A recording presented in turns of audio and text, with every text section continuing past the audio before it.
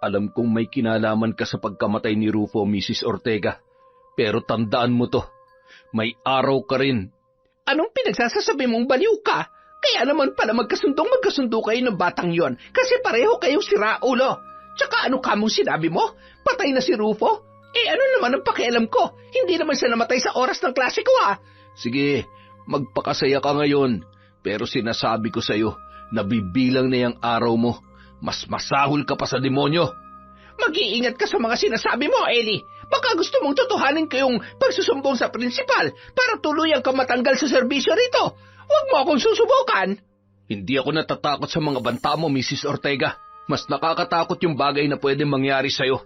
Kaya sige, ituloy mo yung pananakot mo kung talagang matapang ka at nang makita mo kung ano talagang hinahanap mo. Magpasalamat ka dahil may klase pa ako ngayon at wala akong panahon para makipag-usap sa kagaya mong nawawala na sa sariling katinoan. Makalayas lang at baka masira lang ang araw ko sa'yo. Kung marunong ka magdasal, ma'am, ngayon pa lang simulan mo na. Taon 2008. Romblon. Eksaktong maghahating gabi habang natataranta at halos hindi na alam ni Salve kung ano ang gagawin.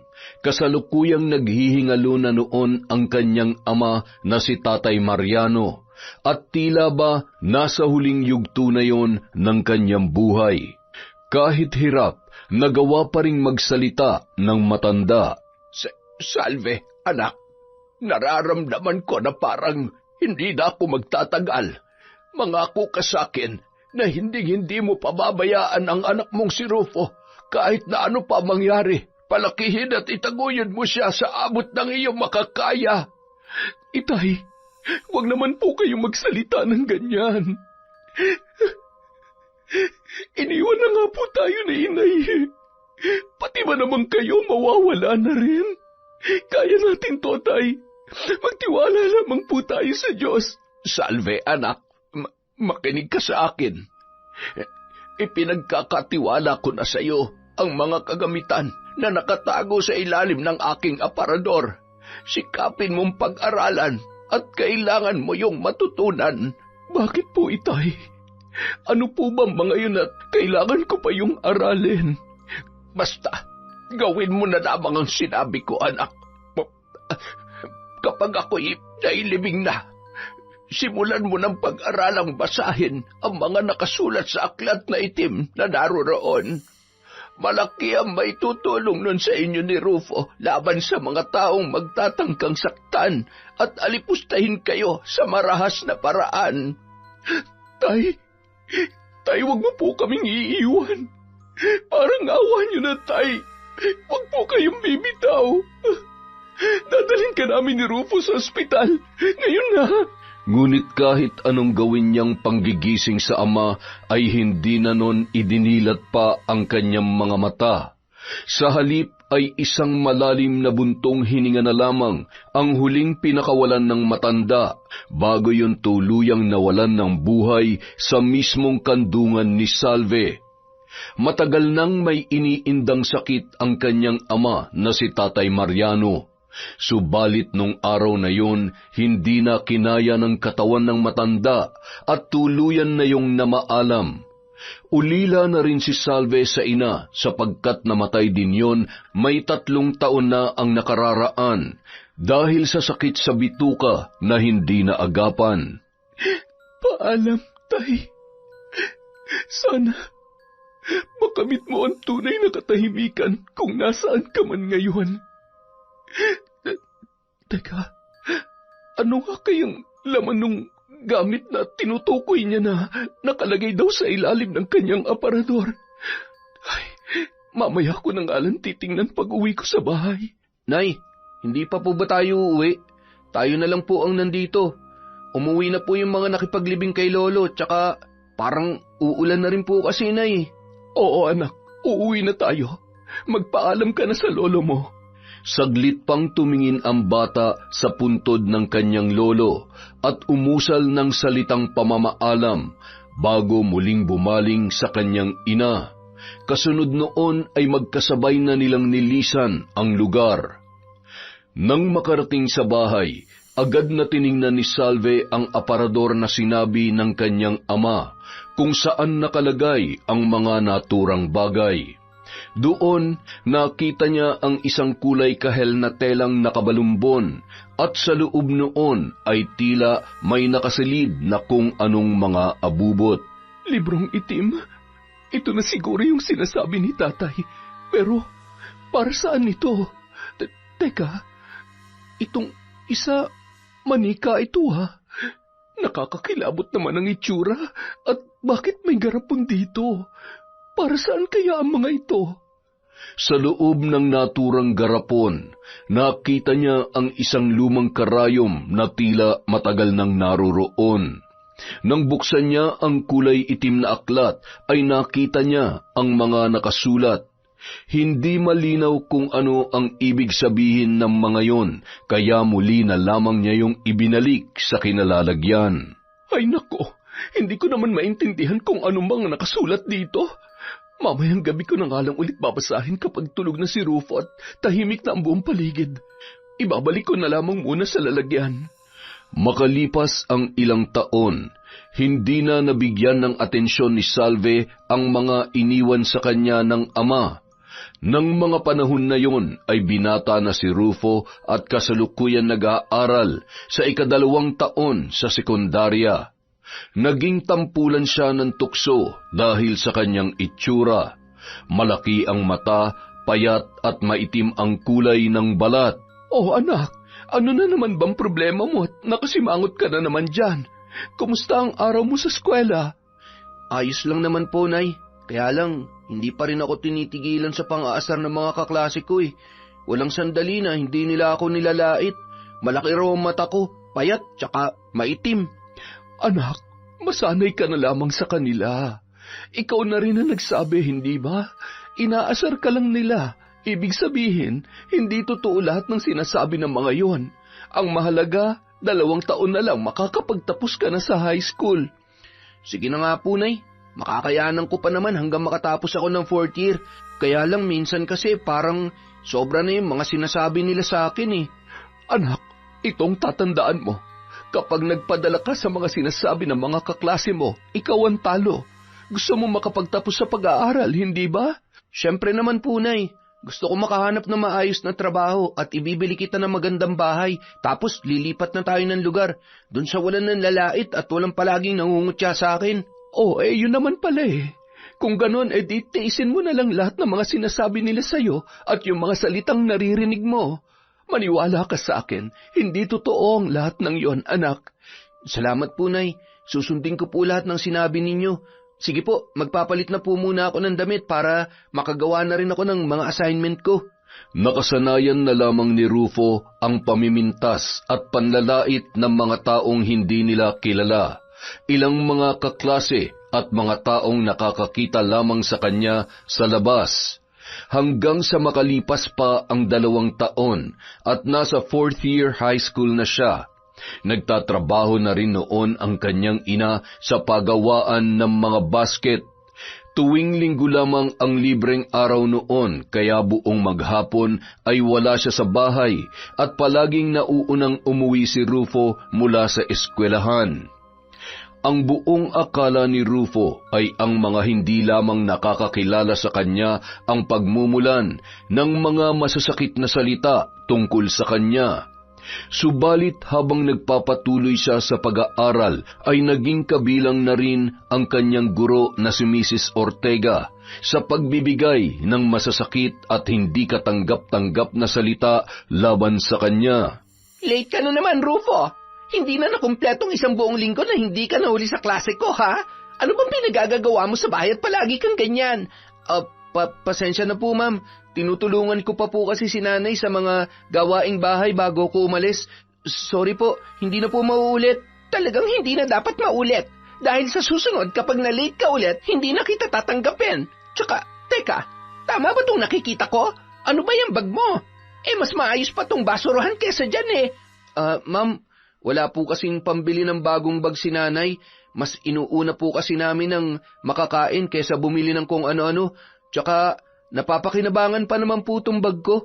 Ano bang pinagsasasabi mong napapakinabangan? Mukhang bagpayata ng nanay mo yan nung nag-aaral siya eh. Ang tanong, nakapag-aral nga ba yung nanay mo? Sigurado akong hindi, kasi wala siyang alam sa pag-aasikaso ng mga gamit na kailangan mo bilang estudyante. Tsaka yung tsinelas mo, grabe, nanlilimahin sa dumi at hindi magkapares. Pinampaparikit na dapat yan eh. Pasensya na po ma'am, ang importante naman po, nag-aaral ako't nakakarating pa rin sa klase kahit ganito ang mga gamit ko, tsaka lagi po akong late. Abay, sumasagot ka pa talaga ha? Hoy, kayo ha? Lahat kayo, wag ninyong gagayahin tong si Rufo dahil kapag tumulad kayo sa kanya na palaging late, ibabagsak ko kayo. Nagkakaintindihan ba tayo? Takot na takot at nag-aalangan na nagsitanguan na lamang ang mga estudyante, kabilang na si Rufo. Halos tumulo na ang luha niya sa labis na kahihiyan at sakit ng kalooban dulot ng mga salita na sinabi ng kanilang maestra. Isang araw, habang nasa klase, Ma'am Ortega, may naglagay po ng basura sa bag ko. Hindi ko po alam kung sino pero sana po pagsabihan niyo na lang siya na mali ang ginawa niya. Hindi naman po basurahan tong gamit ko eh.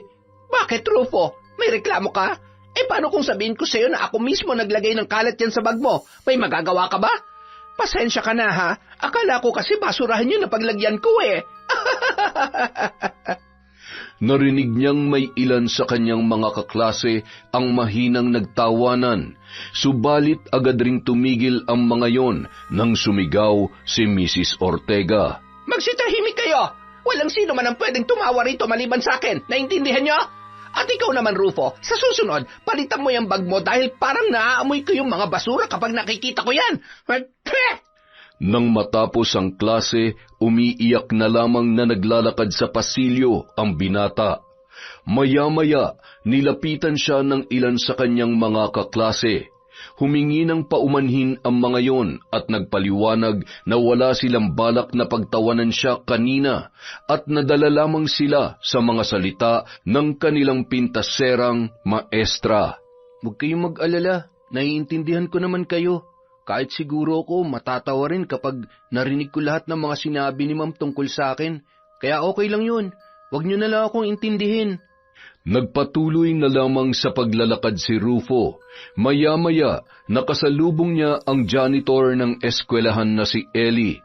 Kinausap siya ng lalaki at niyayang umupo sandali sa gilid ng daanan. Ba't niyo po ako dinala rito, Kuya Ellie? Baka po pagalitan kayo ng principal kasi iniwan niyo yung trabaho niyo. Tapos na ako sa mga gawain ko, Rufo. Huwag mo akong alalahanin. Niyaya kita rito para sabihin na narinig ko lahat ng sinabi sa iyo ni Mrs. Ortega kanina. Yun ba ang dahilan kung bakit ka umiiyak ngayon? Nakakahiyaman pong aminin pero opo, yun po ang rason kung bakit ako naiiyak ngayon. Hindi po niya alam kung gaano ako napahiya sa mga kaklase ko kanina. Naiintindihan kita, Rufo. Ay, yan talagang si Mrs. Ortega, oo. Hindi na nagbago. Nung paganyan yan eh. Marami na ring nanay at estudyante ang nagreklamo tungkol sa kanya. Ang malas mo lang kasi siya pa yung naging maestra mo. Ang sarap pilipitin ng dila, no? Tapos lagyan ng sili at asin saka ilagay sa kumukulong mantika. Natigil sa pag-iyak ang binata at napalitan yon ng malakas na pagtawa dahil sa sinabing yon ni Ellie. Kahit papaano nabawasan ang bigat sa kanyang dibdib habang kausap ang lalaking janitor. Grabe ka naman, Kuya Ellie. Ang tindi ng gusto mo mangyari kay Mrs. Ortega. Pero, Kuya, maraming salamat ha. Kasi pinapatawa mo ako. Medyo nakakalimutan ko na yung mga sinabi sa akin ni Ma'am Ortega kanina. Walang anuman, Rufo. At tama yung ginagawa mo. Itawa mo na lang lahat ng mga sinasabi niya at kung ano pa mga sasabihin pa sa mga susunod na araw. Ay, oo nga pala. Ito, para sa'yo. Biskwit? Baka po merienda nyo to tapos ibibigay nyo pa sa akin. Paano naman po kayo? Hindi, tapos na akong kumain kanina pa. Para sa'yo talaga yan. Sinadya kong itabi para ibigay sa'yo pag nagkita tayo. Salamat po ulit, Kuya Eli ha. Pero tatanggapin ko to ha. Alam mo namang paborito ko tong biskwit na to eh. Pero sigurado kayo na tapos na talaga kayo magmerienda? Nakakatuwa ka talaga. Oo, tapos na ako, promise. Huwag mo na akong isipin. Sige na, kainin mo na yan at kung gusto mo, dun mo na lang sa bahay ninyo.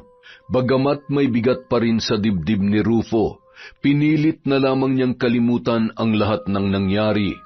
Ngunit nang makarating sa bahay ay muling bumalik sa alaala niya ang mga salitang tinuran ng kanyang guro. Napansin naman ni Salve ang pananahimik ng kanyang anak, kaya hindi na niya napigilan pang magtanong. Kumusta ang araw mo, anak? Teka, bakit nakasimangot ka na naman?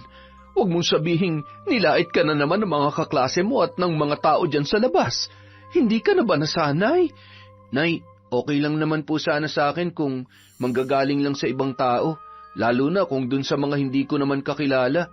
Pero kanina po kasi, si Ma'am Ortega pa mismong nanlait sa akin at pinagtawanan ako. Hindi lang isang beses niyang ginawa yun. Nung nakaraang araw din kung ano-ano masasakit na salita ang sinabi niya sa akin. Anak, alam kong hindi madaling tanggapin ang mga salitang naririnig mo, lalo pa kung sa mismong guro niyo yun nanggaling. Pero anak, pakiusap. Habaan mo na lamang ang pasensya mo. Tutal naman huling taon mo na ito at gagraduate ka na. Kaunting tiis na lamang. Pwede? Opo, Nay.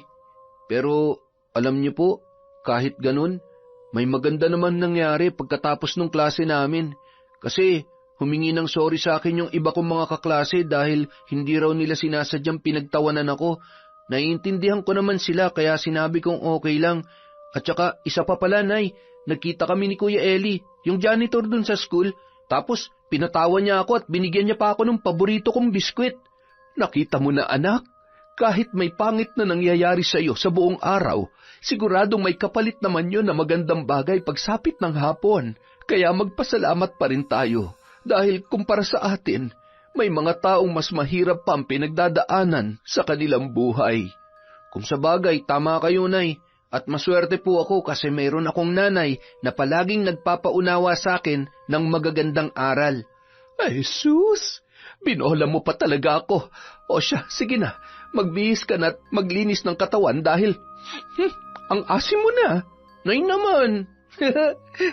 Pagsapit ng gabi, habang tulog na ang anak na si Rufo, biglang naalala ni Salve ang mga gamit na iniwan sa kanya ng ama. Dali-dali niyang inapuhap yon sa kamuling binasa ng paulit-ulit ang mga nakalimbag sa itim na aklat.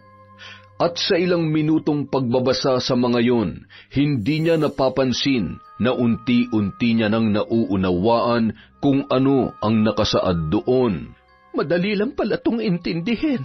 Kailangan lamang pagtuunan ng oras at atensyon.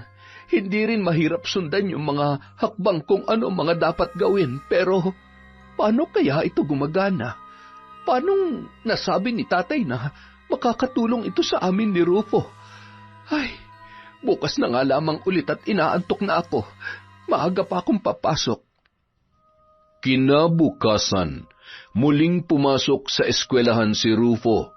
Wala siyang baon na pera noon. Sa halip ay tanging nilagang kamoteng kahoy lamang ang dala niyang pagkain. Sa oras ng recess ay lihim siyang nagtungo sa isang sulok ng kanilang silid upang doon kainin ang kanyang baon. Napansin siya ng guro na si Mrs. Ortega at muli na naman siyang pinuna. Ano, Rufo? Hindi ka ba bibili ng mga paninda ko? Tandaan mo, ha? Kapag hindi ka bumili ng isa sa mga ito, hindi ka makakauwi mamaya pagkatapos ng klase. Naintindihan mo? Ma'am, wala po akong baong pera eh. Wala po kasing pera si nanay kaya hindi niya ako nabigyan. Heto nga po, nilagang kamote lang ang ipinabaon niya sa akin. Aba anong pakialam ko kung yan lang ang baon mo? Ginusto ko ba yan? Alam mo, siguro napakatamad niya magulang mo, no? Pati ba naman baon sa eskwela hindi kanya kayang bigyan? Palibhasa, wala talagang pinag-aralan yan nanay mo. Hindi nakatungtong sa paaralan kaya walang alam. Bawiin niyo po yung sinabi niyo, ma'am. Hindi totoong tamad si nanay. Nagtatrabaho po siya at sinisikap niyang buhayin ako sa abot ng kanyang makakaya. Wala po kayong karapatan na pagsalitaan ng ganyan ng nanay ko. Ganon ha? So lumalaban ka na sa akin ngayon? Lintik kang bata ka? Teka nga. Galit na tumayo at nagmamadaling nagtungo ang kanilang guro sa kinaroroonan ni Rufo. Doon ay pinisil niya ng mahigpit ang pisngi ng binatilyo at gigil ang boses na nagsalita. Kung ayaw mong bumili sa akin, pues, maiiwan ka rito mag-isa mamaya at maglilinis ka ng buong silid. Naintindihan mo ba, ha? Naintindihan ko po, pero hindi tamad ang nanay ko. Sadyang kapos lang po talaga kami sa ngayon. Wala akong pakialam at hindi na ako interesado pang marinig ang mga kadramahan mo sa buhay. Basta maiiwan ka rito mag-isa mamaya at ikaw maglilinis ng buong kwarto. Tapos ang usapan! Pabalyang binitawan ng maestra ang pisngi ng binata, saka naghihimutok na bumalik sa kanyang lamesa. Inayos pa noon ang sarili habang humihingal sa inis at muling inasikaso ang mga bumibiling estudyante.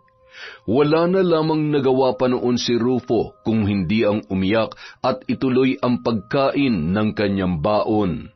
Nang mapabaling siya sa pinto ng silid-aralan, ay natanaw siya sa labas ni Ellie na nakatingin din sa kanya. Kinawayan pa siya ng lalaki at pinalapit.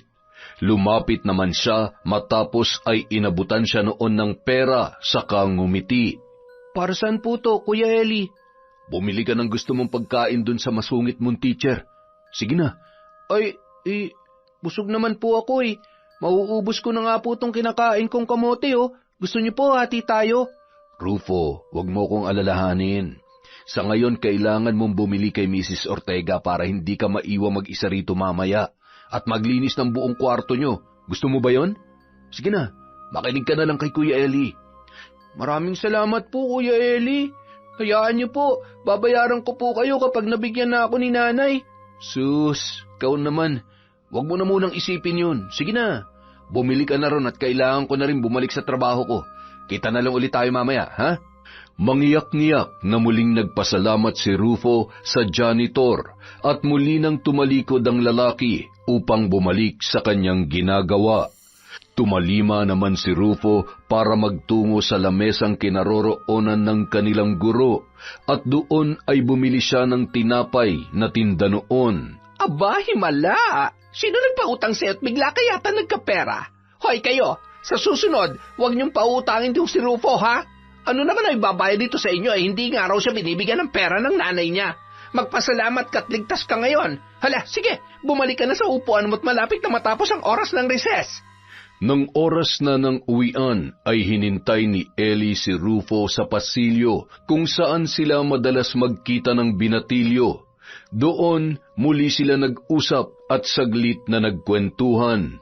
Nandito po pala kayo, Kuya Ellie. Mukhang may hinihintay po kayo ah. Ikaw talagang inaabangan ko, Rufo. Kumusta ang araw mo? Ayos lang naman po, walang bago. Kagaya ni Ma'am Ortega, walang pagbabago. Palagi pa rin ganun ang pakikitungo sa akin. Hindi ko na nga po alam kung bakit ganun na lang niya ako itrato eh. Ay, alam mo, sa totoo lang, Rufo, naiinis na rin ako sa babaeng yun eh. Paano ba naman kasi, parang hindi guro kung umasta. Dapat nga maging magandang ehemplo siya sa mga estudyanteng kagaya mo eh. Pero mas masahol pa siya sa mga walang pinag-aralan. Siguro po, may mga ganun lang talagang tao. Sabi ni nanay, pabayaan ko na lang daw at tiisin. Tutal naman, 1 taon na lang makakapagtapos na rin ako at makakaalis na sa eskwelahan na to. Ano, gusto mo ba walisin ko yung mukha ni Mrs. Ortega tapos lampasuhin ko ng basahan? Tamang-tama itong ginagamit ko. Punong-puno na ng alikabok at dumito, bagay na bagay sa ugali niyang parang trapo.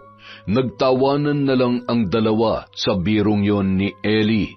Sa mga ganoong sandali ay pansamantalang nakakalimutan ni Rufo ang mga pangit na karanasan mula sa kanilang masungit at mapagmataas na mestra. Maya-maya, biglang sumiryoso ang muka ng binatilyo saka may itinanong sa janitor. Kuya Ellie, okay lang po bang magtanong? Ha? Oo naman. Pero tungkol saan ba yung itatanong mo? Basta wag lang tungkol sa klase nyo, ha? Alam mo namang hindi ako nakapagtapos ng pag-aaral, kaya eto, bumagsak lang ako sa pagiging janitor. Kuya Ellie, wala naman pong masama sa trabaho nyo. Unang-una, marangal po yan at lumalaban ka ng patas. Pero, ang tanong ko po may anak na po ba kayo? O meron po ba kayong pamilya? Yun ba? Alam mo kasi, Rufo, oo, may anak na ako. At kung nabubuhay lang siya ngayon, siguro kasing edad mo siya. Po? Ang ibig sabihin, patay na po siya? malungkot mang sagutin yung tanong mo pero, tama ka. Patay na siya. Namatay siya kasabay ng nanay niya matapos siyang isilang. Mahina kasi ang resistensya niya at hindi kinayang tumagal matapos siyang ipanganak. Naku, pasensya na po kayo, Kuya Eli. Alam ko kung gaano kasakit mawalan ng mahal sa buhay. Naalala ko rin kasi nun kung gaano nasaktan si nanay nung namatay si Lolo Mariano. Bata pa ako nun pero ramdam na ramdam ko po yung sakit ng kalooban na pinagdaanan ni nanay. Wala na yun. Kaya nga sa'yo ko nalang pilit na binabawi lahat na makakaya kong gawin para dun sa namatay kong anak eh. Kaya lang, syempre, hindi naman lahat kaya kong maibigay sa'yo. Basta, isa lang ang masasabi ko, Rufo. Piliin mo laging magpakatatag para sa pangarap mo. Alam mo, Kuya Eli, yung mga salita mo at pagbibigay sa akin ng lakas ng loob sa tuwing magkikita at magkakasama tayo, sobrang tulong na po yan. Kaya nga po nagpapasalamat ako sa inyo kasi palagi kayo nagbibigay ng kaunting oras para kausapin ako. Dahil doon, nakakalimutan ko yung mga hindi magagandang nangyayari sa akin sa buong maghapon. Talaga? Mukhang binubudol mo na yata ako niyan Sige na nga, naniniwala na ako. Kuya Eli naman Oo nga po. Seryoso po ako. Isa kayo sa nagpapagaan ng kalooban ko at pinagkukunan ko ng tapang at lakas ng loob. Siyempre, bukod kay nanay. Hayaan mo. Basta may pagkakataon ako, palagi tayong mag-uusap at palagi kitang aalalayan. Sa totoo lang, para na rin kasing anak ang tingin ko sa iyo Maraming salamat po, Kuya Eli. Hindi po ako magsasawang magpasalamat sa inyo. Madalas nga kitang kinukwento kay Nanay Salvi pag uwi ko sa bahay. Talaga? Ikaw Baka kung ano-ano ng chinichismis mo sa nanay mo tungkol sa akin. Hindi po. Sinasabi ko lang sa kanya yung tungkol sa palagi mong pagbibigay ng payo at pagpapasaya sa akin sa tuwing magkausap tayo, tsaka yung pagbigay nyo ng biskwit sa akin. Yun ba? Sus, maliit na bagay lang yun. Oo nga pala, Rufo, pwede bang ako naman na magtanong sa'yo? Sige po, ano po ba yung itatanong nyo? Basta wag lang tungkol sa trabaho nyo Wala po kasi akong alam tungkol dyan Walang joke ka Binawian mo ko agad O sige. Itatanong ko lang sana kung nasan yung tatay mo. Sa tuwing magkausap kasi tayo, palaging Nanay Salvi mo na lang ang nababanggit mo sa akin. Sabi po ni nanay, bata pa raw ako nung namatay si tatay, kaya hindi na ako nasundan at nagkaroon ng kapatid dahil sanggol pa lang daw po ako nung kinuha si tatay ng langit. Ganun ba? Pero ang mahalaga, kahit wala na yung tatay mo, hindi ka pinababayaan ng nanay mo, hindi ba? Biyaya sa mga magulang ang pagkakaroon ng anak, lalo na kung kasing bait at kung kasing buti mo. Kaya naniniwala ako na maswerte rin ang nanay mo sa'yo. Naku, baka lumaki ang ulo ko niyan, Kuya Eli Pero sa totoo lang po, nagpapasalamat din ako sa Diyos kasi sobrang swerte rin naman ako kay nanay. Kahit minsan, hindi ko naramdaman na pinabayaan at binaliwala niya ako. Masayang naghiwalay ang dalawa matapos ang kanilang madamdamin na kwentuhan. Unti-unti may mga bagay nang nalalaman si Eli tungkol kay Rufo. Dahil doon, naging mas komportable pa ang dalawa sa isa't isa. Nang makarating sa bahay, muling ibinida ni Rufo sa kanyang ina ang tungkol sa naging usapan nila ng janitor. Ngunit nang maikwento niya ang tungkol sa ginawa at mga sinabi ng guro na si Mrs. Ortega, tila hindi yun nagustuhan ni Salve. Para yatang napapansin ko napapadalas na mga ginagawa sa inyong maestra niyong yan, Rufo. Ano bang problema at bakit siya ganun sa'yo? Baka naman kasi pasaway ka sa klase, hindi kaya? Hindi po, Nay. Paano naman po ako magiging pasaway alam ko naman po ang mga dapat kong gawin. Tsaka sinusunod ko po yung mga payo nyo lalo na kapag nasa school ako. Sadyang ganun lang po talaga siya sa akin. Minsan pati sa iba kong mga kaklase ganun din siya. Hayaan mo, kapag ginawa pa niya ulit sa iyo yan, malilintikan na siya sa akin. Sumusobra na siya Wala siyang karapatang lait-laitin at maliitin ka dahil hindi niya alam kung anong hirap ang naranasan ko para palakihin ka. O Nay, wag po akong pagalitan nyo. Ay, hindi naman. Nanay naman, wag na po kayo magalit. Naikwento ko lang naman po sa inyo yung nangyari para alam nyo. Pero ayos na po yun. Huwag niyo na yun masyadong alalahanin pa. Hindi, Rufo. Basta, kapag inulit pa ng teacher mo yung mga sinabi mo sa akin, isumbong mo kaagad at susugurin ko talaga yung babaeng yan. Napatango na lamang ang binata at wala nang nagawa pa. Ayaw niyang maging sanhi ng eskandalo at kaguluhan sa eskwelahan, kaya naisip niyang wag na lang magsumbong sa ina kung sakaling gawin ulit ni Mrs. Ortega ang masamang pagtrato nito sa kanya. Lingid sa kaalaman ng mag-ina, palihim pala siyang sinundan ni Ellie sa pag-uwi at narinig ng lalaki ang lahat ng kanilang pinag-usapan. Nakakaawa naman talaga tong si Rufo. Mabuti na lang at may nanay siyang handa siyang ipagtanggol sa mga ganitong sitwasyon. Pero ano't ano pa man, susuportahan kita sa abot ng makakaya ko, Rufo. At nang gabi ring yon, muling ipinagpatuloy ni Salve ang pag-aaral at pagbabasa sa itim na aklat. Nang mga sumunod pang araw at linggo hanggang sa lumipas pa ang ilang buwan, nakaugalian niya na yung pag-aralan sa madalas na pagkakataon. Naging malinaw na rin sa kanya ang lahat at mas naunawaan niya na ang mga nakasulat sa naturang aklat. Ngayong kabisado ko ng nilalaman ng librong ito, naway wag akong pilitin ang pagkakataon na gamitin ang ritual sa kauna-unahang biktima ko. Gabayan mo po ako, Tay, sa lahat ng gagawin ko patungkol dito. Tutalay, kayo rin naman ang nagnais na gawin ko ito bilang proteksyon namin ni Rufo laban sa mga masasamang tao. Samantala, habang kausap ni Ellie si Rufo, may malungkot siyang ibinalita sa binatilyo. Magandang hapon po, Kuya Ellie. Kumusta po ang trabaho niyo ngayong araw? Ayos lang naman, Rufo. Ikaw, kumusta ka sa klase ni Mrs. Ortega? Medyo busy po siya ngayon, buong maghapon sa paggawa ng mga lesson plan, kaya hindi niya ako masyado napansin. Okay nga po yun eh. Ay, mabuti naman kung ganun. Ay, siya nga pala, Rufo. May sasabihin ako sa'yo. Ano po yun, Kuya Ellie? Bakit parang bigla yata kayong nalungkot? Ililipat kasi ako ng trabaho sa kabilang eskwelahan. Doon sa kabilang baryo, ipinadala ako ng principal kanina dahil nakalive raw yung isang naka-assign na janitor doon. Pero sandali lang naman, baka nga hindi umabot ng 1 buwan yun eh. Ah, ganun po ba, Kuya Eli? Hindi na pala kita makikita rito sa school namin araw-araw. Nakakalungkot naman. Uy, huwag ka na malungkot. Naroon lang naman sa kabilang baryo yung eskwelahan na lilipatan ko eh. Huwag ka mag-alala. Kapag nagkaroon ako ng panahon, kahit saglit lang, sisilipin kita rito. Okay ba yon? Basta promise yan, Kuya. Nalulungkot lang ako kasi wala na ako makakausap palagi pagkatapos ng klase. Pakiramdam ko, wala na akong kakampi dito. Eto, para sa iyo yan. Ha? Panyo? Para saan po ang panyong to, Kuya Eli? Minsan, hindi natin napipigilang umiyak kapag malungkot tayo. At normal lang yun kasi emosyon natin yun. At yan ang gagamitin mong pamunas sa luha mo. Isipin mo na lang na ako yan, kasama mo pa rin kahit umiiyak ka. Ayos ba? Salamat, Kuya Eli ha. Simula ngayon, hindi na ako malulungkot. Iisipin ko na lang na palagi kitang kasama. Yun ang dapat.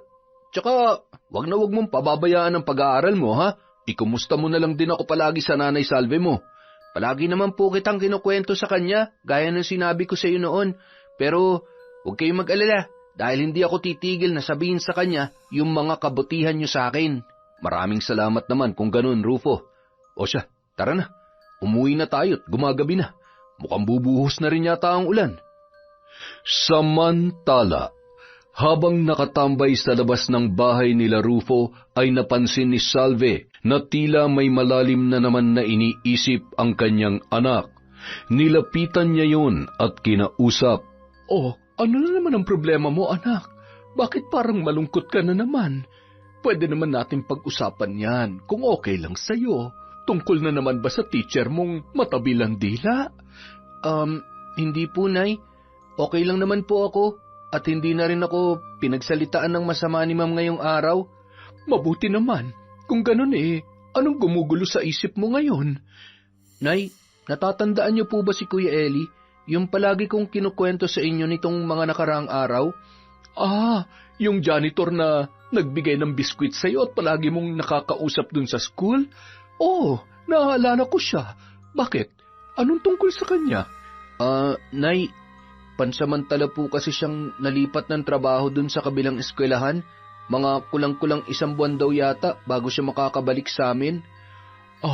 Parang alam ko na kung bakit ka malungkot ngayon na. Kasi wala ka na makakausap kapag oras ng uwian. Tama ba ko? Opo, Nay.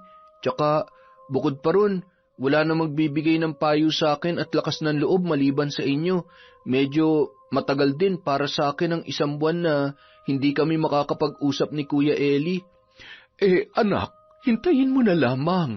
Siyempre kailangan niyang gawin yon para sa trabaho. At kapag nagkatrabaho ka na, saka mo mauunawaan ng lahat ng yan. Isa pa, naiintindihan ko kung bakit ganyan ang nararamdaman mo ngayon.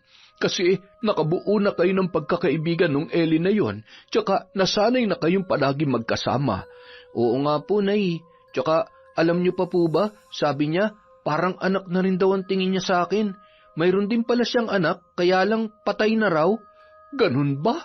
Ang lungkot naman pala ng kwento ng Eli na yun, ano? Pero ano ba nangyari? Bakit daw namatay yung anak niya?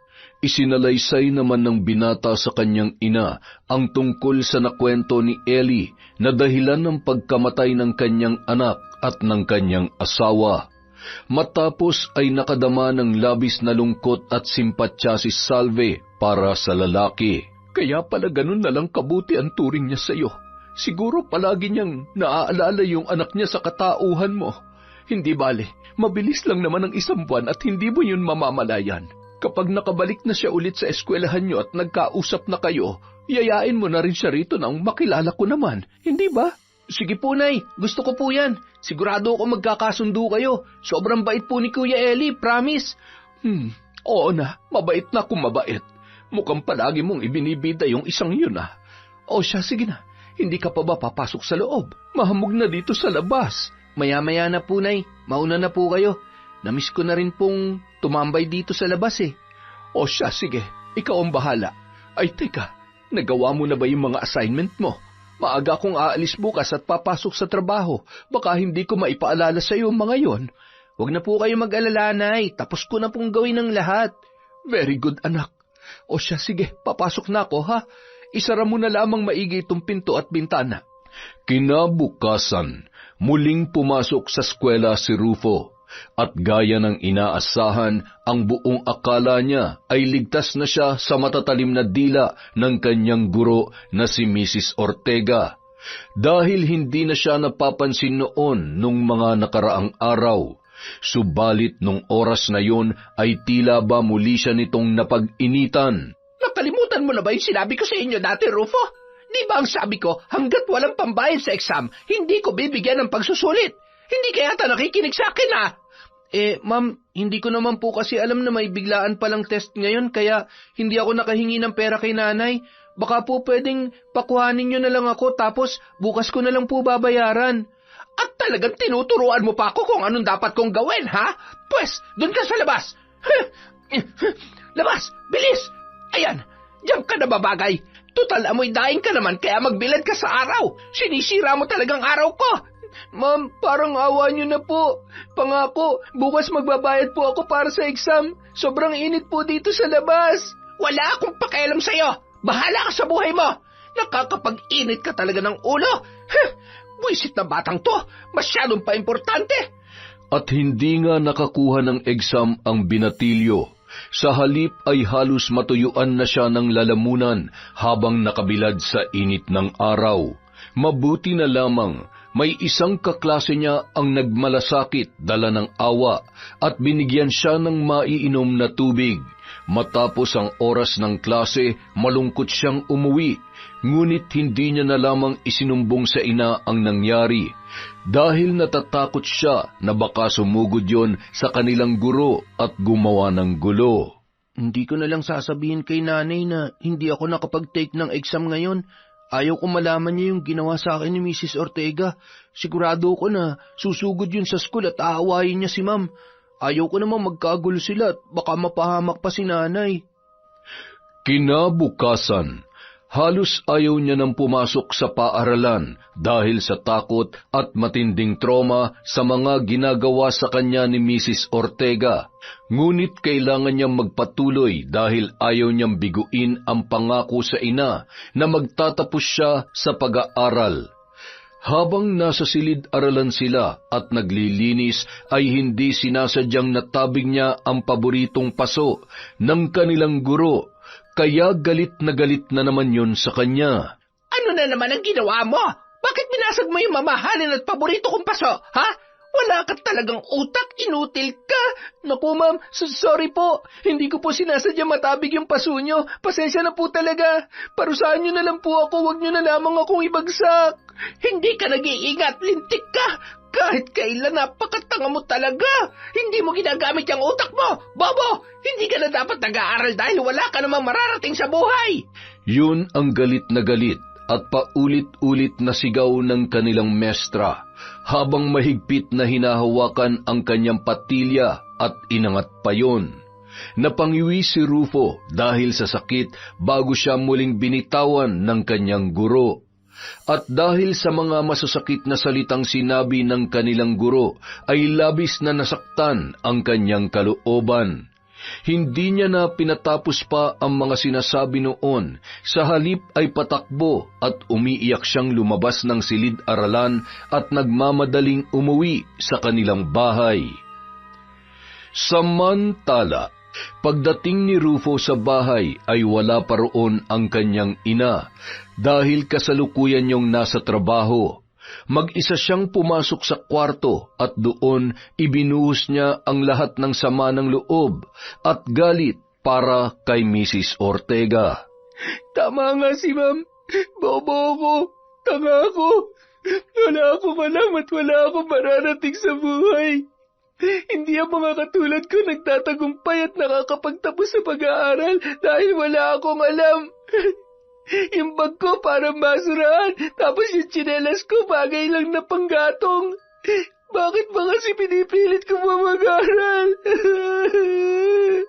Matapos yun sabihin, kinuha niya ang papel at lapis mula sa luma at sira-sirang bag, saka nagsulat ng isang liham pamamaalam para sa kanyang inang si Salve at para kay Ellie. Nay, patawarin niyo po ako sa gagawin kong ito. Alam ko na magagalit kayo kapag nakita niyo ako sa ganitong sitwasyon pag uwi niyo mamaya. Pero, pagod na po ako. Sawa na akong palaging nilalait, pinipintasan, at minamaliit na mga tao. Pakisabi rin po kay Kuya Eli, maraming salamat sa lahat ng kabutihan niya sa akin. Sana po, mapatawad niyo ako, at ihingin niyo rin po ako ng tawad sa Diyos. Mahal na mahal ko po kayo, Nay. Paalam. Sa kanya tinungo ang banyo at doon ay kinuha ang bote ng likido na madalas gamitin ng kanyang ina bilang pampaputi ng damit sa paglalaba. Nang makuha yun, muli siyang bumalik sa kanyang kwarto. Dahan-dahan nilagok niya ang laman ng boteng yun. Noong una ay halos maduwal pa siya sa lasa, subalit sa tuwing maririnig sa kanyang tainga at alaala ang mga sinasabi ng kanyang mestra, ay nagawa niyang inumin yun ng tuloy-tuloy. Kinahapunan, nang umuwi na si Salve mula sa kanyang trabaho. Rufo, anak, nandito na ako. Nakauwi ka na ba? Anak? Diyos ko! Anak, ano nangyari sa'yo? Rufo, gumising ka! Rufo! Mga kapitbahay, tulong! Tulungan niyo ako, ang anak ko! Huli na ang lahat. Hindi niya na inabutang buhay ang anak na si Rufo. Wala na siyang nagawa kundi ang bigyan ng maayos at disenteng libing ang binatilyo. At kahit ilang araw na ang nakalipas matapos maihatid sa huling hantungan ang kanyang anak, ay lungkot na lungkot pa rin si Salve at hindi na makakain. Hindi rin siya nakakatulog sa gabi habang umiiyak at hawak-hawak ang naiwang sulat ng kanyang pinakamamahal na anak. Bakit mo ko iniwan, anak ko?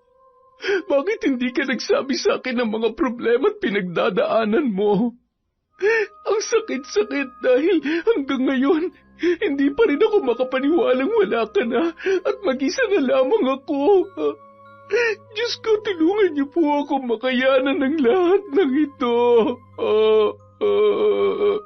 Samantala, makalipas ang ilang araw, nakabalik na si Ellie sa eskwelahan na pinapasukan ni Rufo, ngunit napansin niya na tila matagal nang hindi nagpapakita sa kanya ang binatilyo.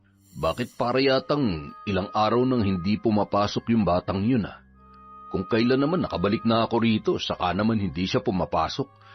Ano kaya nangyari sa kanya? Dahil doon, napagpasyahan niya na magtanong-tanong sa mga kaklase ng bata upang alamin ang dahilan ng pagliban ng binatilyo sa klase. Shh, boy, may tatanong lang sana ako. Po, ano po yon? Teka, di ba kayo po yung palaging kausap ni Rufo dun sa pasilyo tuwing uyan? Ano po pala yung tatanong nyo? Ako nga. Itatanong ko lang sana kung bakit ilang araw nang hindi pumapasok si Rufo. May sakit ba siya? Sa totoo lang po, hindi nga rin namin alam Halos magdadalawang linggo na siyang hindi pumapasok. Wala kasi nakakaalam sa amin ng bahay niya, kaya hindi namin siya mapuntahan. Magdadalawang linggo na? Ibig sabihin, kahit nung hindi pa ako nakakabalik dito, hindi na pumapasok si Rufo. Yung ma'am nyo, si Mrs. Ortega, alam niya kaya kung bakit hindi na pumapasok yung kaklase nyo? Hindi ko rin po alam, kuya, pero sa tingin namin wala rin siyang alam. Kasi kung may ideya siya, di dapat sinabi niya na sa amin noon pa. Mabuti pa po, tanungin niyo na lang si ma'am pagdating niya mamaya. Tama ka naman. O siya, sige. Tatanungin ko na nga lamang yung teacher ninyo. Salamat. Wala nga naman po. Tsaka kuya, kung sakaling may malaman ka po tungkol sa kanya, ipaalam niyo na lang po sa amin Nag-aalala na po kasi kami sa kanya Sige boy, huwag ka mag-alala. Sasabihin ko kagad sa inyo sakaling may impormasyon ako malaman. At dahil walang nakuhang anumang balita si Ellie mula sa kaklase ni Rufo, sinadya niyang hintayin si Mrs. Ortega sa pasilyo upang yun naman ang kanyang tanungin. Maya-maya pa, namataan niya na yun papalabas. Magandang umaga po, Mrs. Ortega. May gusto lang po sana akong itanong kung hindi nakakaabala sa inyo. Naabala mo na nga ako Pero sige, ano ba yung itatanong mo? Siguruhin mo lang na hindi masasayang ang oras ko tungkol sa bagay na yan, Bilis na't, may klase pa ako. Opo. Gusto ko lang po sanang malaman kung bakit ilang araw nang hindi pumapasok si Rufo. Naninibago lang po kasi ako Hindi ko na kasi siya natatanaw sa upuan niya sa tuwing sumisilip ako sa klase ninyo. Hay, akala ko pa naman kung ano na. Sa totoo lang, hindi ko rin alam kung ano nangyari sa batang yon. Siguro napagtanto niya na hindi talaga siya para sa eskwelahan na to, kaya mas pinili na lang niyang wag na mag-aral. Wag naman po kayo magsalita ng ganyan sa bata. Nagsisikap at iginagapang ng nanay niya yung pag-aaral niya para lang makapagtapos. Kung ganon, nasa na nga siya ngayon? Bakit hindi na pumapasok? Ang sabihin mo, gumaya na rin dun sa nanay niyang tamad. Kung gusto talaga niya makapagtapos, bakit bigla na lang siyang tumigil, Aber? Mawalang galang na po, Di ba po kayo ang guro? At bilang tumatayong ikalawang magulang, kayo rin po dapat ang unang nakakaalam sa nangyayari kung bakit hindi na pumapasok yung estudyante nyo. Hindi man po ako nakapagtapos sa pag-aaral pero alam ko ang responsibilidad ng mga guro para sa kanilang mga estudyante. Abat, bastos ka Hoy, Ellie, janitor ka lang dito kaya wala kang karapatang utusan at pagsalitaan ako ng kung ano-ano. Tsaka, isa pa, napapansin ko bakit parang sobrang concerned ka yata dun sa batang yagit na yon? Nag-aalala lang po ako sa kanya dahil mabuti po siyang bata. Sadyang hindi nyo lang makita yung kabutihan niya dahil hindi kayo magkapareho ng ugali. Sige po, alis na po ako. Magandang araw po sa inyo. Abat, antipatiko ka Wala kang galang. Ire-report ko sa principal tong ginawa mong to sa akin, Ellie. Sige po, Mrs. Ortega. Maghihintay ako ng patawag ng principal kahit anong oras. Mauna na po ako. Nagpupuyos sa galit na naiwang mag-isa ang guro habang pinagtitinginan ng mga kapwa mestra at ng iba pang mga estudyante. Pagalit na nagpatuloy na lamang siyang naglakad upang magtungo sa loob ng silid-aralan kung saan siya unang magtuturo nung araw na yon. Samantala, Habang naglalakad si Ellie patungo sa kanyang pagtatrabahuhan, hindi niya maiwasan na mag-alala. Kaya naman bigla siyang napaisip. Nakapagtataka lang talaga na bakit parang halos lahat sila'y walang alam kung bakit biglang hindi na pumasok si Rufo. Kadalasan sa mga ganitong pangyayari, yung guru na mismo dapat na bumibisita o kaya naman gumagawa ng paraan para alamin na nangyari sa mga mag-aral niya. Ay, sana ayos lang si Rufo. At kung may sakit man siya, sana gumaling na siya. At dahil alam niya na ang bahay ng binatilyo, itinuloy niya na ang balak na doon na lamang magpunta upang alamin ang buong pangyayari. Kinabukasan. Magandang araw, Salve. Ikaw yung nanay ni Rufo, di ba? Magandang araw din naman sa'yo. Oo, ako nga si Salve. Teka, pwede ko bang malaman kung sino sila at bakit alam niyo ang pangalan ko? Ako si Ellie. Siguro naikwento na ako sa inyo ng anak ninyo. Ako yung janitor sa eskwelahan na pinapasukan niya at palagi ka rin niyang ikinukwento sa akin kaya alam ko na ang pangalan mo. Ikaw pala yan. Oo, madalas ka nga maikwento sa akin ni Rufo nung nabubuhay pa siya. Halika, pasok ka muna. Mabuti naman at nagkakilala na rin tayo sa wakas. Sa narinig ay biglang natigilan ang janitor. Napatingin siya ng diretso sa mukha ni Salve habang pinag-aaralan kung seryoso ba ang babae sa kanyang tinuran. At nung nasa loob na siya ng bahay, agad siyang pinaupo ng babae, saka siya nagtanong muli. Teka, ano ho yung sinabi niyo kanina? Nung nabubuhay pa si Rufo? Hindi ko ho maintindihan. Nandito po ako para sana alamin kung bakit magdadalawang linggo na raw siyang hindi pumapasok, sabi ng kaklase niya at ni Mrs. Ortega. Ellie, maraming salamat sa pag-aalala at pagmamalasakit mo sa anak ko. Pero ang totoo, patay na si Rufo. 1 linggo na siyang nakalibing. Napanganga ang lalaki sa sinabing yon ni Salve. Kulang na lamang ay mapatayo siya mula sa kinauupuan. Naipikit niya ang mga mata na tila ba pilit na ipinapasok sa isip ang narinig mula sa ina ng binatilyo. Hindi magandang biro yan para sa anak mo, Salve. Gusto ko lamang siyang kumustahin. Nasaan na ba siya? May sakit po ba siya? Naiintindihan ko na maging ikaw ay hindi rin matanggap ang biglaang pagkawala niya. Alam kong isa ka sa mga taong nagkaroon ng malaking bahagi sa buhay ng anak ko. Marami siyang ikinuwento sa akin na magagandang bagay tungkol sa iyo. Kaya labis ako nagpapasalamat na nakilala ka niya. Pasensya ka na ha, pero tapatin niyo nga po ako. Nasaan na po ba talaga si Rufo? Patay na nga siya, Ellie. Uminom ng lason. Hindi ko alam na gagawin niya yon dahil nasa trabaho ko ng araw na nangyari yon. Pag-uwi ko, nakita ko na lang siya sa kwarto namin. Nakahilata at wala ng buhay. Namamaga ang leeg at bumubula ang bibig. Diyos ko, sana po nananaginip lamang ako. Hindi totoo itong mga naririnig ko at hindi totoo itong mga nangyayari ngayon. Para maniwala ka, ito ang iniwan niyang sulat. Nais niya rin daw iparating sa iyo ang taus-puso niyang pasasalamat. Marahang iniabot ni Salve ang naiwang sulat ni Rufo kay Ellie at yumugyog ang mga balikat ng lalaki matapos basahin ang liham na yon. Napakuyom ang kanyang mga palad at pigil ang gigil na nagsalita habang habol hininga dala ng labis na hinagpis. Malakas ang kutob ko na may kinalaman si Mrs. Ortega kaya nagawa to ni Rufo. Siya ang tinutukoy ng anak mo sa sulat niyang to. Hindi ako maaari magkamali.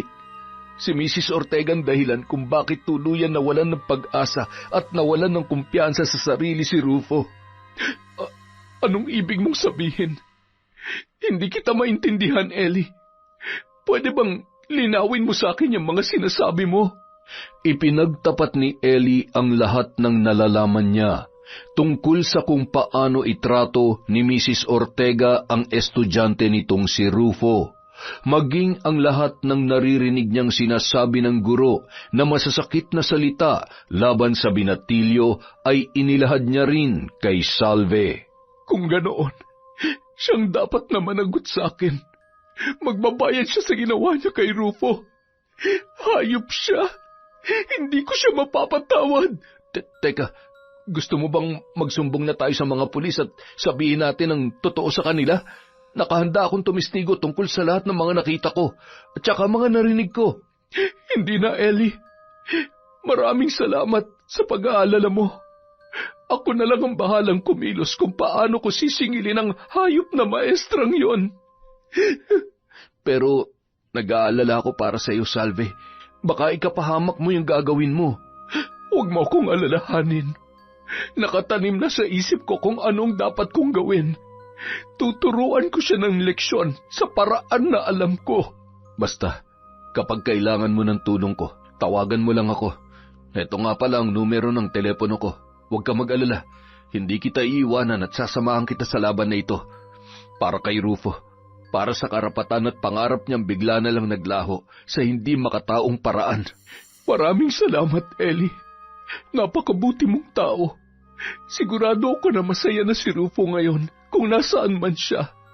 Pero magiging mas ganap sana ang kasiyahan niya kung mabibigyan natin ng hustisya ang pagkamatay niya, Salve. Naiintindihan ko kung anong gusto mong mangyari. Pero sa ngayon, pwede bang ipaubaya mo na muna sa akin ang mga unang hakbang? Huwag ka mag-alala. Ipapaalam ko kaagad sa iyo kapag kailangan kita. Ikaw ang bahala. Basta para kay Rufo, nakahanda akong tumulong. Matapos ang pag-uusap na yon, nag-abot ng kaunting tulong pinansyal si Ellie para kay Salve. Ayaw pa sanang tanggapin yon ng babae, subalit iginiit ng lalaki na tulong niya yon para kay Rufo, dahil hindi siya nakapunta sa burol at libing ng batang kaibigan. Samantala, nang makauwi sa bahay na tinutuluyan si Ellie ay hindi niya maiwasang mag-alala at mangamba para sa kaligtasan ni Salve ukol sa sinabi nitong paniningil kay Mrs. Ortega. Ano kayang ibig ipakahulugan ni Salve rin sa sinabi niya kanina? Anong klaseng paniningil kaya ang tinutukoy niya? Kinakabahan tuloy ako para sa kanya. Pero sa totoo lang, ang ganda niya pala. Kung iisipin, pareho kaming walang asawa. Ano kaya kung ligawan ko siya? Ay, Ellie, huwag kang siraulo. Di mo dapat sinasabay ang damdamin mo sa sitwasyon ni Salve ngayon. Makatulog na nga lang, baka antok lang to. Kinagabihan, habang mag-isa sa kanyang bahay si Salve, ay galit na galit siyang isinusumpa sa isip ang guro ng kanyang anak na si Mrs. Ortega. Ikaw palang dahilan kung bakit nangyari to sa anak ko. Hindi ko mapapalampas ang ginawa mong pagsira sa buhay ni Rufo. Uunti-untiin kong lasunin ang isip mo hanggang sa gustuhin mo na lang nakitilin ang sarili mong buhay. Matapos yung sabihin, muli niyang kinuha ang mga kagamitan sa pambabarang na iniwan sa kanya ng kanyang ama. Doon ay masusi niyang pinag-aralan ang bawat hakbang para makatiyak na tatalab sa kauna-unahan niyang biktima ang naturang ritual. Salamat sa mga kagamitang iniwan mo sa akin, Itay. Ang buong akala ko noon, hindi ko ito mapapakinabangan. Ngunit ngayon ko lang napagtanto kung gaano ito kahalaga sa amin ni Rufo. Hindi ako titigil hanggat hindi ko nakakamit ang katarungan sa pagkawala ng apo mo. Isinusumpa ko yan. Sinimulan niyang muling basahin ang mga nakasulat sa aklat na itim habang nakataas ang dalawang kamay. Ipinikit niya ang mga mata at sinubukan ang kauna-unahang hakbang para sa pambabarang. Samantala, kinabukasan, habang nagtatrabaho si Ellie ay napadaan sa harapan niya ang mestra na si Mrs. Ortega. Dahil sa pagkainis ay hindi niya na napigilan na kumprontahin yon. Alam kong may kinalaman ka sa pagkamatay ni Rufo, Mrs. Ortega. Pero tandaan mo to, may araw ka rin. Anong pinagsasasabi mong baliw ka? Kaya naman pala magkasundo kayo ng batang yon kasi pareho kayong siraulo. Tsaka ano kamong sinabi mo? Patay na si Rufo? Ano naman ang pakialam ko? Hindi naman siya namatay sa oras ng klase ko, ha? Sige, magpakasaya ka ngayon. Pero sinasabi ko sa'yo, nabibilang na yung araw mo. Mas masahol ka pa sa demonyo. Mag-iingat ka sa mga sinasabi mo, Ellie. Baka gusto mong totohanin ko yung pagsusumbong sa prinsipal para tuluyang ka matanggal sa serbisyo rito. Huwag mo akong susubukan. Hindi ako natatakot sa mga banta mo, Mrs. Ortega. Mas nakakatakot yung bagay na pwedeng mangyari sa'yo. Kaya sige, ituloy mo yung pananakot mo kung talagang matapang ka at nang makita mo kung ano talagang hinahanap mo. Magpasalamat ka dahil may klase pa ako ngayon at wala akong panahon para makipag-usap sa kagaya mong nawawala na sa sariling katinoan. Makalayas lang at baka masira lang ang araw ko sa'yo. Kung marunong ka magdasal, ma'am, ngayon pa lang simulan mo na.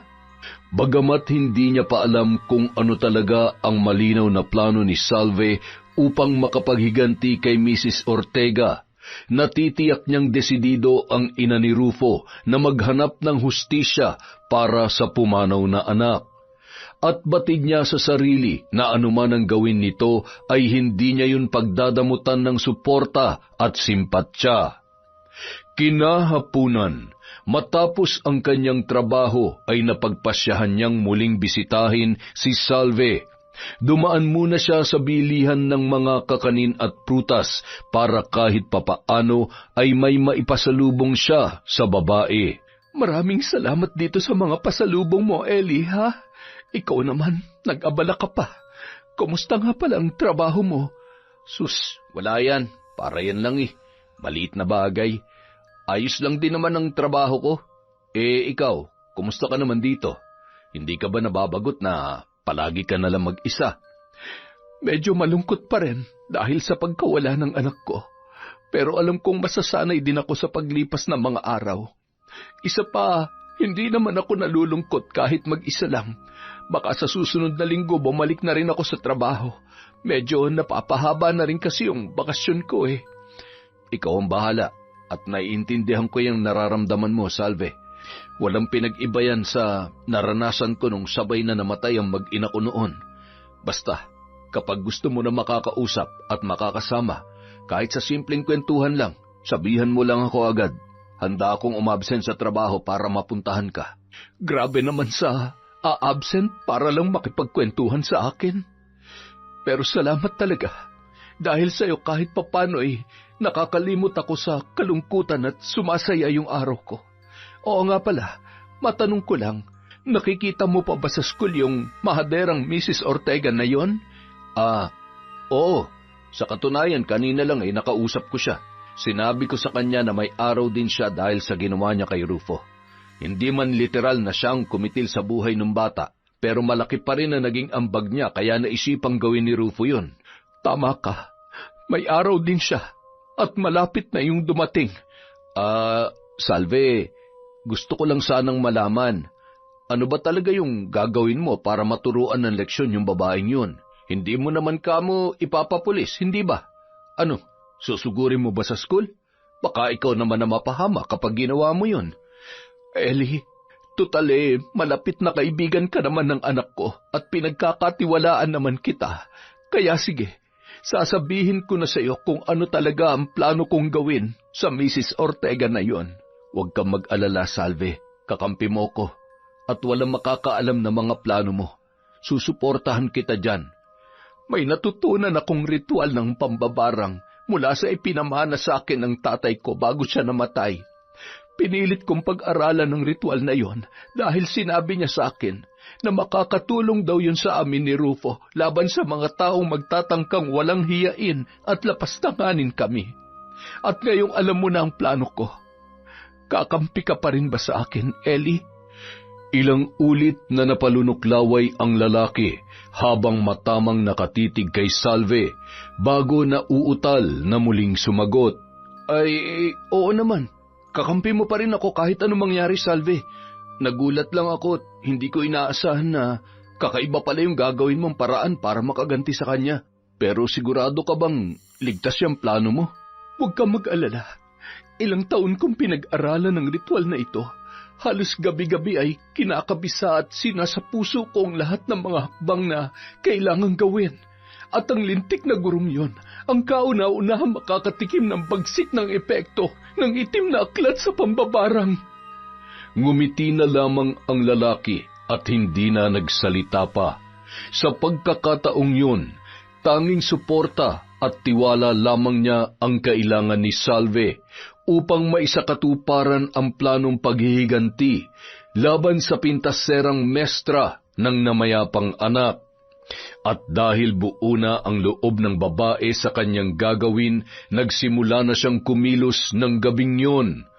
Nang makaalis si Eli ay agad siyang nagtungo sa likod ng kanilang bahay para kumuha ng mga kulay pulang langgam at mga kuliglig. Saka yun inilagay sa garapon mula sa gamit na iniwan ng kanyang ama. Ang manikang itim na ito ang magsisilbing kasangkapan ko para unti-unting lunurin ka sa mundo ng kadiliman, Mrs. Ortega.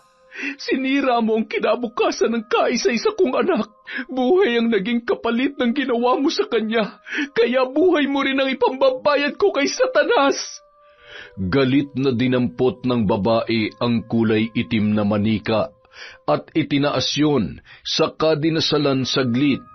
Maya-maya pa, binulungan niya ang bandang tainga noon gamit ang mga orasyon na nabasa niya sa itim na aklat. Kinabukasan, habang nasa gitna ng kanyang klase at abala ang mestrang si Mrs. Ortega sa pagtuturo, bigla siyang nagulat sa di maipaliwanag na nararamdaman. Ha? Ano yun? Bakit parang may bumubulong sa tenga ko? Sino ka? Anong kailangan mo sa akin? Lubayan mo ako, demonyo ka! Mamamatay ka na, Mrs. Ortega. Mamamatay ka na. Tumigil ka! Sino ka ba? Huwag mong kuluyin ang pagtuturo ko, demonyo ka! Mamamatay ka na, Mrs. Ortega. Mamamatay ka na. Utang na loob, tigilan mo ako kung sino ka man! Ubod lakas na napasigaw ang guro at tila nawawala na sa sarili. Naitapon niya ang hawak na libro at pabalyang napaatras sa pisara. Doon ay malakas na tumama ang kanyang likuran na agad naman niyang ininda. Aray ko! Ang sakit ng likod ko! Tulungan niyo ako, mga bata! Subalit kahit anong pagmamakaawa niya para tulungan ay walang sino man ang nagtangkang lumapit sapagkat maging ang kanyang mga estudyante ay wala na ring paglagyan sa labis na takot at pagtataka. Samantala, sa labas ng silid ay nakatanaw naman si Eli at kitang-kita niya ang nangyayari sa natatarantang guro. Mukhang tumatalab na yata yung ginagawang ritual ng pambabarang na sinasabi ni Salve. Pambihira. Totoo pala yung barang. Ngayon lang ako nakakita ng ganyan sa tanang buhay ko. Hindi kaya baka minumulto na siya ni Rufo. Sige Rufo, hilahin mo sa kadiliman yung buwisit na yan. Parang awa mo na. Umalis ka na sa pandinig ko. Nabibingi ako at ang sakit na ng ulo ko. Dahil sa hindi maunawaan ng mestra kung ano ang nangyayari sa kanya, paika-ika siyang tumakbo palabas ng silid-aralan at hindi na tinapos ang oras ng klase. Nabalitaan na lamang ni Eli mula sa mga bantay na gwardya na nagmamadali raw umuwi ang mestra. Nang hapon ding yun, muling nagplanong bumalik si Eli sa bahay ng sinisintang si Salve.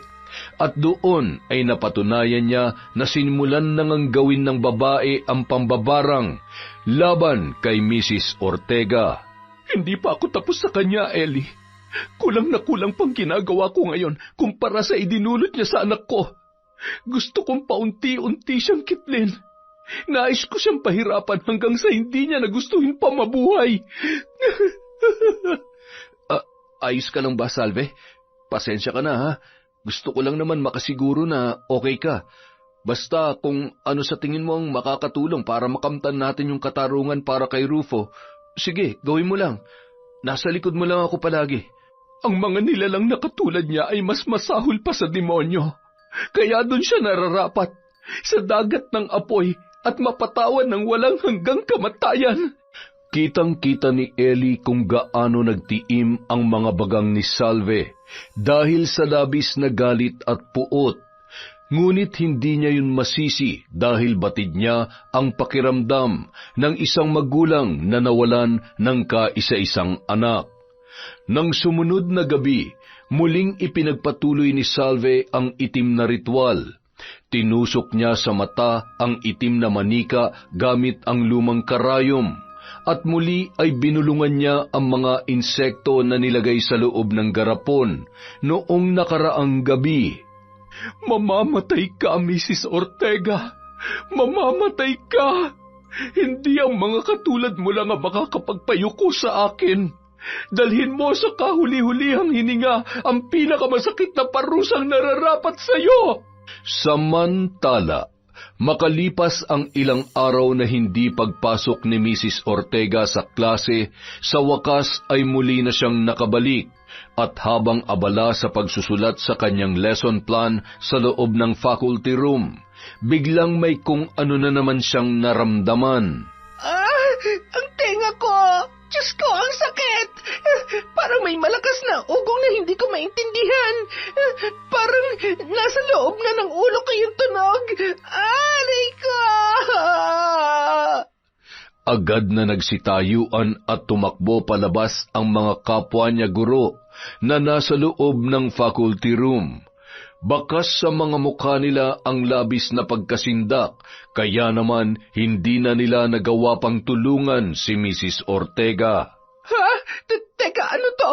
Bakit may mga langgam na lumalabas sa tenga ko? Mahabaging Diyos, tulungan niyo po ako! Ano ba ito nangyayari sa akin? Tulong! Subalit hindi pa man siya natatapos sa pagsigaw, muli na namang may mga lumabas na kuliglig sa kanyang bibig na dumidiretso sa kanyang mga mata at pumapasok doon sa kahumuhuni na parabang inaalog ang kanyang utak. Sinubukan niyan lumakad para lumabas at humingi ng tulong, ngunit agad siyang natumba at bumagsak sa sahig. Maya-maya pa, dumating at nakihalo sa nagkukumpulang mga tao si Ellie. Ito na nga bang sinasabi ko hindi talaga nagtatagal ang karma para sa mga taong halangang bituka. Naghihintay ka na lang ng katapusan mo, Mrs. Ortega. Ihanda mo ng sarili mo sa impyerno. Hindi ko na kaya. Ang sakit-sakit. Pumapasok na sa tenga at mga mata ko yung mga insekto. Parang awa niyo na, tulungan niyo ako. Dahil sa labis na pagkataranta, sinikap pa ng mestra na tumayo. Nang makabawi ay biglang may kung anong pwersa ang nag-akay sa kanyang mga paa at parabang kinokontrol siya noon. Teka, bakit parang may humihila sa mga paa ko? Bakit parang may humahawak sa mga binti ko? Hindi ito maaari. Kasunod noon, parang kasimbilis ng hangin na tumakbo siya palabas at nagtungo sa pinakaitaas na palapag ng gusali. Ang naturang puwersa pa rin ang tila nagdala sa kanya para makarating sa lugar na yon. Bakit ako nandito? Anong ginagawa ko rito sa pinakaitaas na gusaling ito? Hindi ito maaari. Parang awa mo na. Wag mo ako itulak. Wag! At kasunod noon, kusa na siyang tumalon pababa hanggang sa bumagsak sa pinakalapag ng gusali. Wasak ang kanyang ulo at naghiwa-hiwalay ang bawat bahagi ng kanyang katawan. Halos hindi na siya makilala dahil sa kalunos-lunos na sinapit mula sa pagkakahulog. Sa wakas, nakamit mo na rin ang katarungan, Rufo. Alam kong mali ang paraan ng nanay mo para makuha yun. Pero ang mga taong katulad ni Mrs. Ortega, tunay na walang dapat na lugar dito sa mundo. Matapos ang nakakakilabot na pangyayaring yun, pansamantalang isinara ang eskwelahan. Nagpasya ang may-ari na pabendisyonan muna yon at pabalikin na lamang sa susunod na taon ang mga mag-aaral. Naging usap-usapan sa lugar, maging mga sa karatig baryo ang nangyari sa kanilang guro. At kahit sino ang makarinig ng kwento ay sadyang kinikilabutan sa kanilang nalalaman. Samantala, alam mo na yung nangyari kay Mrs. Ortega, Salve. Kumusta ka naman ngayon? Oo, Ellie. Kahapon ko pa alam yung nangyari sa kanya at wala akong pinagsisisihan sa ginawa ko. Ngayon, tatanungin ulit kita. Kakampi pa rin ba kita? Ano bang klaseng tanong yan? Siyempre naman. Ngayon pa ba naman kung kailan tapos na ang laban at nakamit na natin yung katarungan para kay Rufo? Bakit naman naitanong mo pa yan? Kasi isa akong mambabarang. Masamang tao. Gumagamit ng itim na mahika na labag sa kalooban ng Diyos. Hindi ako katulad mo, ordinaryo at may mabuting puso. Salve, ano ba yung mga pinagsasasabi mo? Ordinaryong tao ka pa rin. Biktima ka lang rin ng pagmamalabis ng ibang tao. Kayo ni Rufo. Kaya mo nagawa ang bagay na yan, mayroon kang malalim na dahilan. At nauunawaan kita. Kung totoo nga yung sinasabi mo, paano ko nakasisiguro na kakampi pa rin kita hanggang sa huli? Mabuti at naitanong mo yan. Dahil gusto ko sanang sabihin sa iyo na pwede ba kitang iligawan? Nang sa ganun ay mapatunayan kong wagas ang tiwala at pagtanggap ko sa iyo. Yun ay kung mamarapatin mo. Ha? Totoo ba yung sinasabi mo? Hindi naman yan ang inaasahan ko na isasagot mo eh. Pues ngayon, huwag ka na mag-isip ng iba ko pang isasagot kasi sigurado ko at matagal ko nang pinag-isipang gawin to. Hindi lang ako makaporma sa iyo noon kasi alam kong may mga mas mahalagang bagay kang dapat unahin at hindi lang basta-bastang bagay yun dahil para yun sa anak mo na itinuring ko na rin na para kong tunay na anak. Ellie, nararamdaman kong totoo at malinis ang hangarin mo para sa akin. At kung hindi mo na itatanong, may pagtingin na rin ako sa iyo simula pa nung una tayong magkita. Kaya lang, syempre bilang babae, hindi ko magawang aminin sa iyo ang totoo. Sus, edi ngayon alam ko na. Hindi mo pa rin ba aaminin? Salve, maniwala ka sa akin. Mahal kita. Simula ngayon, ikaw na ang bago kong asawa at gusto kong makasama habang buhay. Hoy, teka lang ha? Asawa agad? Hindi ka muna ba niligaw? Baka multuhin tayo ng asawa mo niyan. Sinong asawa? Matagal nang patay si Liberty at sigurado kong magiging masaya siya para sa akin dahil alam niya na nasa mabuting tao rin ako napunta. Tsaka, kailangan ka pa bang ligawan? Uso pa ba yun ngayon? Ikaw na nga nagsabi kung pwede bang manligaw, di ba?